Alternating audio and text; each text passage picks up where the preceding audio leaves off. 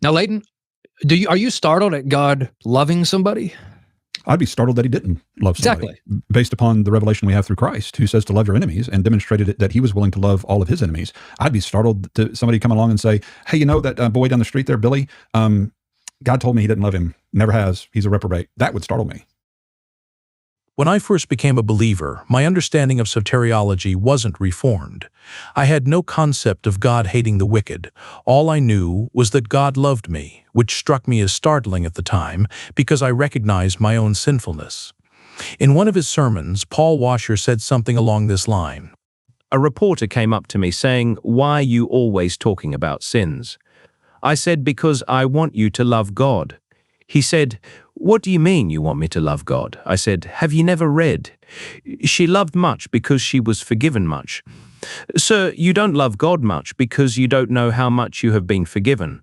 And the reason you don't know how much you have been forgiven is because no one ever told you how sinful you are." People aren't startled by God's love because they underestimate how profoundly sinful and wicked they are. That was James White's point. What should marvel us isn't that God would hate us, but that he loves us. To believe otherwise demonstrates a lack of understanding regarding human depravity and Scripture's depiction of God's abhorrence of evil. Even from the beginning, God demonstrated this by saving Noah and his family while destroying the rest of humanity. God hates the wicked, and they have no rightful claim to approach him. He predestines some for salvation solely out of love, leaving others to perish. Consider Psalm 24, which asks, "Who may ascend the hill of the Lord? Or who may stand in his holy place?"